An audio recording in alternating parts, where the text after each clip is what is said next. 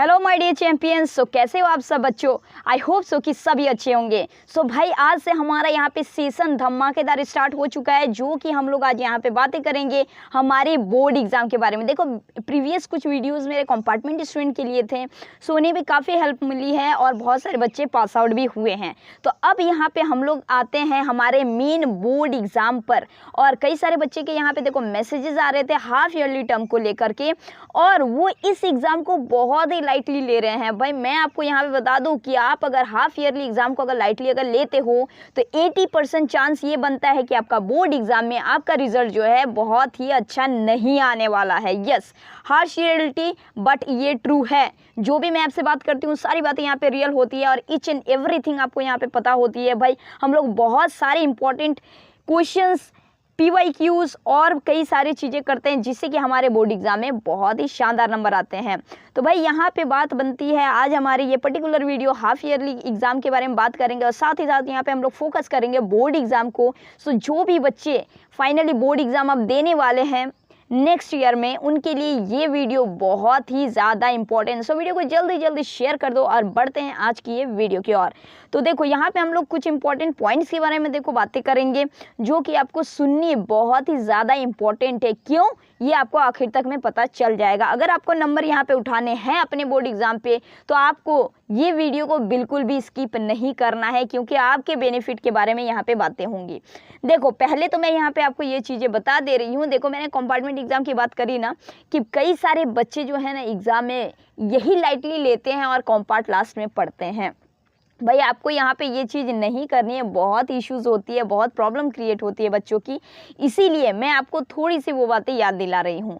But yes, अब आपके यहाँ पे बोर्ड एग्ज़ाम है, आपको यहाँ पे फुल अपनी मेहनत देनी है और आप जो है अपने एग्ज़ाम को बहुत ही अच्छे तरीके से पास आउट हो जाएंगे। ठीक है, देखो कई सारे इंपॉर्टेंट टॉपिक्स है यहाँ पे कि भाई हाफ ईयरली एग्ज़ाम को बच्चे कृपया लाइटली ना ले। यस, अगर आप हाफ ईयरली एग्ज़ाम को बहुत ही लाइटली से पढ़ोगे तो आपके जो है समय बीतते जा रहे हैं एंड काफ़ी चांसेस बढ़ जाते हैं कि आपके बोर्ड एग्जाम में आपके नंबर कम आने के। ठीक है, तो ये बिल्कुल भी आपको नहीं करनी है। देखो क्या क्या चीज़ें यहाँ पे आपको ध्यान देनी है, अवॉइड करनी है। आपको मिस्टेक सबसे बड़ी है कि भाई आपको अपने मिस्टेक्स को अवॉइड करनी है। तो भाई दीदी करना क्या है, दीदी आपको सब बताएगी यहाँ पे कि किस जगह पे आपको क्या करना है, कहाँ पे अपने एफर्ट आपको डालने हैं, कहाँ पे अपने समय को आपको देने हैं, कि हम जो है यहाँ पे हाफ ईयरली के साथ साथ अपने बोर्ड एग्जाम को भी फोकस करके अच्छे नंबर से पास आउट हो पाएँ। ओके, तो देखो सबसे बड़ी अगर बात अगर मैं यहाँ पे आपको कह लूँ कि हाफ ईयरली एग्जाम में भाई क्या होता है कि आपके स्कूल के टीचर यहाँ पे क्वेश्चन सेट करते हैं। ठीक है, सो ऑब्वियस सी बात होती है कि यहाँ पे जो है आपके questions max to max questions आपको बुक से देखने को मिलती है। That is our NCERT book, जो आपको टीचर वहाँ पे रीड आउट कराते हैं स्कूल में, उससे आपको वहाँ पे मिल जाती है। देखो मैं सबसे पहले यहाँ पे एक बात आपको कहना चाहती हूँ कि आप अगर अपने बोर्ड एग्ज़ाम के प्रिपरेशन में अगर लगे हो तो अब देखो भाई एकदम सिंसियर हो जाओ, सबसे बड़ी बात, क्योंकि टाइम अब आपके पास ज़्यादा नहीं बचा है। देखो हमेशा ऐसे करके मत पढ़ा करो कि निकाले किताब और बस स्टार्टिंग चैप्टर से लेके पढ़ना शुरू कर दिए। ये गलती बच्चे करते हैं, इसीलिए इस आपको जो है अवॉइड करना है इस मिस्टेक को।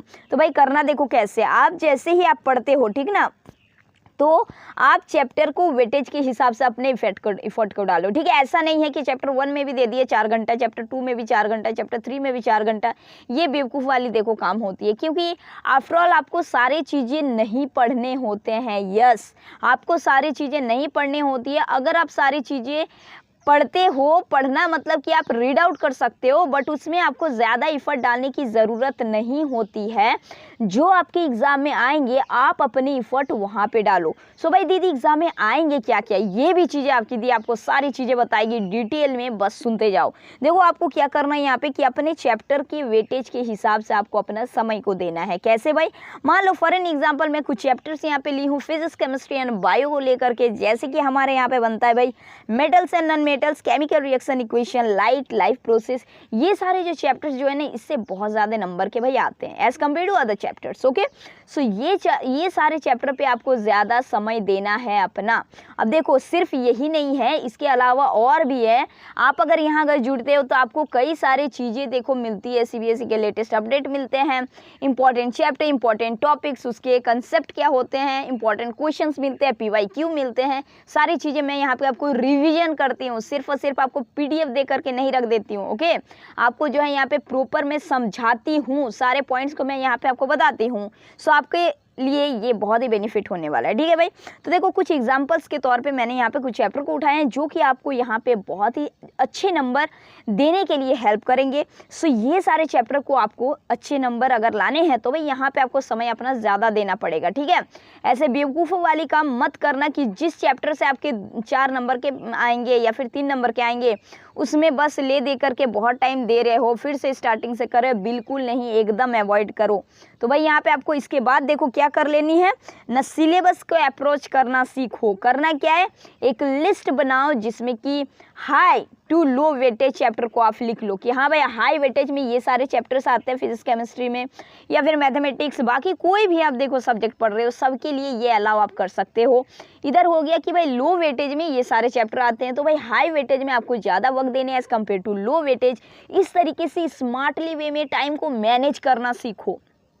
ठीक है, देखो कई सारे बच्चे ना टाइम को ही मैनेज करना नहीं सीखते हैं, बस ये ले दे करके अगर सिंसियर अगर होते हैं तो भाई थोड़ा बहुत लिख लेते हैं, रूटीन को अपना उस तरीके से करते हैं, सिर्फ उतना इनफ नहीं होता है अगर आपको बोर्ड एग्जाम को फोड़ना है तो। ठीक है, अगर भाई अच्छे नंबर से अगर फोड़ना अगर है तो आपको जो है यहाँ पे पंचुअल होना होगा विथ स्मार्ट स्टडी के साथ, और स्मार्ट स्टडी के साथ साथ स्मार्ट टाइम मैनेजमेंट भी उतना ही ज़रूरी होता है। सो अपने समय को आपको कहाँ पे देना, हाई वेटेज पे देना। आई होप सो कि इतना बताने के बाद आपको चीज़ों को समझ में आ ही गया होगा। ठीक है, अपने लिस्ट बना लेनी है, बाकी आप चीज़ें आपको तो बताएगी अगर आप यहाँ पे जुड़े रहते हो तो। ठीक है, तो भाई अगर आपको अभी जो ये जो वक्त जो चल रहा है ना आपका हाफ ईयरली में, तो हाफ ईयरली के लिए ये सारे मिस्टेक बिल्कुल भी मत करना, अभी से ही एकदम अटेंटिव हो जा, बिल्कुल भी लाइटली मत लो। मेरे कहने का यही मतलब है कि आप बिल्कुल भी इसे लाइटली मत लो। ठीक है, अभी से आपको मेहनत पे लग जानी है, अपने बोर्ड एग्ज़ाम को भी ध्यान में रखते हुए मेहनत आपको करते ही जाना है। बाकी स्कूल में अगर बता दिया जाए तो भाई टीचर आपको जो भी क्वेश्चंस कराते हैं ना वही one of the most important question होते हैं, देख लो।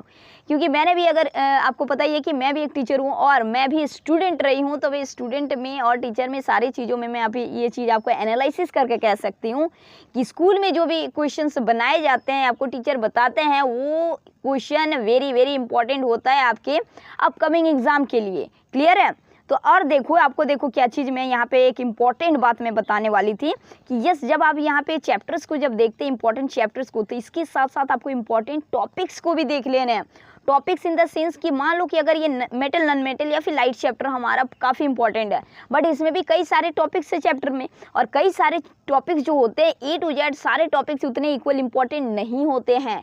यस आपको पता होना चाहिए कि बोर्ड एग्जाम में जो है CBSE के कुछ फेवरेट क्वेश्चंस होते हैं, यस जो कि वो हर साल देते हैं, और वो फेवरेट क्वेश्चन आपके दी भी आपको ज़रूर शेयर करेगी आपके साथ। ओके, सो आपको बने रहने हैं हमेशा यहाँ पे। सो देखो इसके बाद आपको क्या करना है कि अभी जो आपके जो टाइम जो आप हाफ ईयरली की प्रिपरेशन करो, और जितने भी आपको चैप्टर्स को फुल्ली रीड करने आप रीड कर सकते हो, अपने एग्जाम को दे दो, एग्जाम के प्रिपरेशन के साथ साथ आप इस चीज़ों को भी करो। ठीक है, क्योंकि इसके बाद आप जब भी आप चैप्टर को निकालो तो कंप्लीट रीड मत करना, आपके टाइम बहुत लैप्स होते हैं यहाँ पे। साथ ही साथ इंपॉर्टेंट टॉपिक्स देख लेना, जैसे कि एक मैं यहाँ पे ले रही हूँ एक चैप्टर जैसे केमिकल रिएक्शन हो गया, इक्वेशन हो गया। ठीक है, ये सब में से देखो क्या होता है, जैसे कि रिएक्शन वाले क्वेश्चन होते हैं, washing soda, baking soda, diagram, ये सारे आपके क्वेश्चन में देखने को मिलेंगे ही मिलेंगे। आप देख सकते हो अपने PYQ को सॉल्व करके। एक और इम्पॉर्टेंट बात देख लो कि अगर कोई भी बच्चा को अगर टॉपर अगर करना है ना तो बस 3 मंत्र को याद रखना। 3 मंत्र भाई क्या है, पहला मंत्र हो गया MCQ। ठीक है, MCQ मतलब कि PYQ में जो MCQ क्वेश्चन जितने भी आपके आते हैं मतलब PYQ हो गया।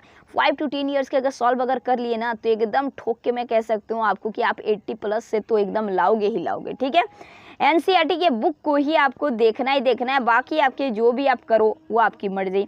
सैम्पल पेपर देखने ही देखने, ये 3 मंत्र अगर भाई कर लेते हो, इसके अलावा जितने भी बुक लो जो भी लो ये सिर्फ आपके सेटिस्फैक्शन के लिए होते हैं। बट अगर मैं अगर कहूँ कि अगर बोर्ड एग्जाम में जो कम्प्लीटली जो क्वेश्चन जो आते हैं ना 80% पेपर आपको यहीं से देखने को मिल जाता है। सो अपने समय को, सही वक्त को, अपने कीमती वक्त को सही जगह पर लगाओ, तो आप जो है बोर्ड एग्ज़ाम में साथ साथ हाफ ईयरली एग्ज़ाम को बिल्कुल भी लाइटली मत लो। इस पर भी अपने उतनी ही मेहनत करो, तो ही आपके बोर्ड एग्ज़ाम में भी अच्छे नंबर आएंगे। आई होप सो कि ये वीडियो आपके लिए काफ़ी इंपॉर्टेंट रही होगी। मिलेंगे हम लोग फिर से नेक्स्ट वीडियो में। Till then keep preparing and keep learning.